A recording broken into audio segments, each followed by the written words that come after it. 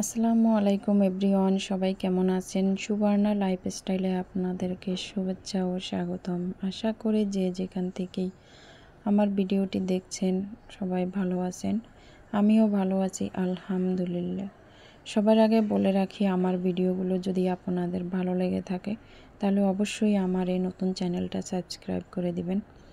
আপনাদের পাশে থাকা আমাকে অনেক দূর এগিয়ে নিয়ে যেতে সাহায্য করবে। আর আপনাদের ভালোবাসা আমার অতীব জরুরি, অতীব প্রয়োজন।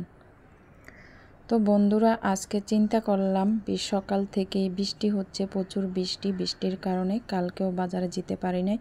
আর তাছাড়া কালকে গরুর বাজার ছিল, তাই বাজারে যাই নাই। সকাল থেকে চিন্তা করতেছি কি রান্না করা যায়, কি রান্না করা যায়। পরে দিয়ে ভেবে দেখলাম যে আমার ঘরেও 2টা বেগুন আছে। আর তাছাড়া গাছ থেকেও আমি আরেকটা বেগুন নিয়ে নিয়েছি। আর সাথে নিয়ে নিয়েছি কাঁচামরিচ। এগুলো আমার গাছেরই। তো সবগুলো একসাথে কেটে মাছ শুটকি একসাথে একদম কষাই ফেলবো। আমার কাছে এই রকমের তরকারি খেতে অনেক ভালো লাগে। সবগুলোর স্বাদ কিন্তু সবগুলোর ভিতরে ঢুকে একসাথে তরকারিটা হয়ে যায়। তো তোমরা ভেবো না আমার চুলাটা এরকম কেন। আসলে বন্ধুরা, আমার এই চুলাটা আমি ইচ্ছাকৃতভাবেই সমান করি না, লিপি না এবং কি পরিষ্কার করি না।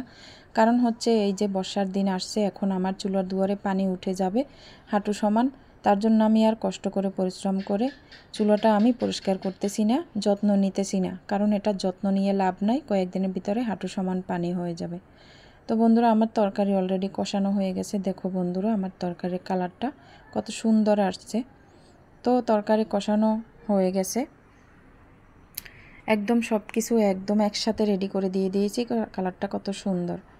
তো আমার রান্না শেষ, তরকারি রান্না শেষ।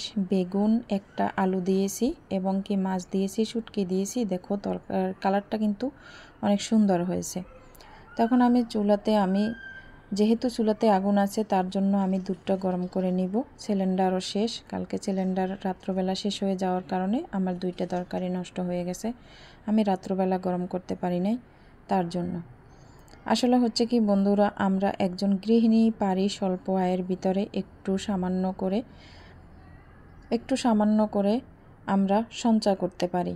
তো আমি চেষ্টা করি সবসময় একটু সঞ্চয় করার জন্য, দেখি কোনোভাবে কোনো কিছু বাঁচাতে পারি কি না। আসলে তো কোনো কিছু করি নাই লাইফে, কোনো কিছু জমানো সঞ্চয় করা নেই। তো ভাবলাম যে একটু যদি নিজের দিক থেকে কোনো কিছু সঞ্চয় করা যায়, সেটা হচ্ছে যে খাবারের দিক থেকে। তো আমি চেষ্টা করি যে আমার নিজের হাতে রোপণ করা গাছ থেকে কিছু তরকারি খাই। আসলে কিন্তু ওই নিজের হাতে রোপণ করা গাছের তরকারি খেতেও সুস্বাদু এবং কি ফরমালিন মুক্ত। তো আমি হচ্ছে চিচিঙ্গা গাছ রোপণ করেছিলাম।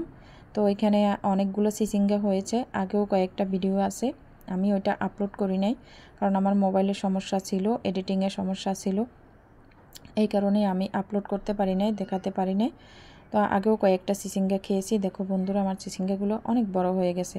আমি চাইলেই আজকে রান্না করতে পারতাম, কিন্তু আমি আজকে রান্না করি নাই।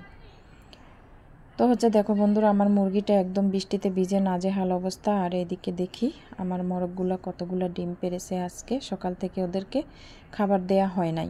দেখো খাবারের পাত্রটা খালি, আর এদিকে 12টা ডিম পেড়েছে। তো আমি এখন এই ডিমগুলো এখন নিব না, আমি ওদেরকে খাবার দেই নাই, পানিও দেই নাই। তো আমি একদম গোসলের টাইমে ওদেরকে খাবার পানি দিয়ে তারপরে ডিমগুলো নিয়ে যাব। তো দেখো আমার মুরগির বাচ্চাগুলো একদম খাপ মেরে আছে ঠান্ডায়। প্রচুর বৃষ্টি আজকে, 5 দিন থেকে একটানা বৃষ্টি। তো এই যে দেখো বন্ধুরা, আমার চিচিঙ্গা এখানেও 2টা আছে। তো একসাথে 3-4টে চিচিঙ্গা বড় হয়েছে। আমি আজকে রান্না করতে চাইলে অবশ্য পারতাম, কিন্তু আমি করি নাই কারণ এগুলো আরও বড় হবে, অনেক বড় বড় হয়। তার জন্য আমি আজকে আর ছিঁড়ি নাই। বেগুন ছিল, ওইটা দিয়েই আজকে সেরেছি। আর তাছাড়া আমার হাজব্যান্ড বাড়িতে না থাকার কারণে আমি অল্প তরকারি দিয়েই সারতে পারি। আমার বাচ্চারা তরকারি খায় না, ওরা শুধু মাছ আর মাংস খায়। আর ডিম বুনা করে দেই, ডিম ভাজি করে দেই। তো বন্ধুরা, তোমরাও চাইলে এভাবে কিছু সঞ্চয় করতে পারো। আসলে আমরা মেয়েরাই পারি এরকমের কিছু করতে। তো আমার ভিডিওটা ভালো লাগলে বন্ধুরা অবশ্যই কমেন্টের ভিতরে জানাইবা। তো ভালো থাকবা সবাই। আসসালামু আলাইকুম।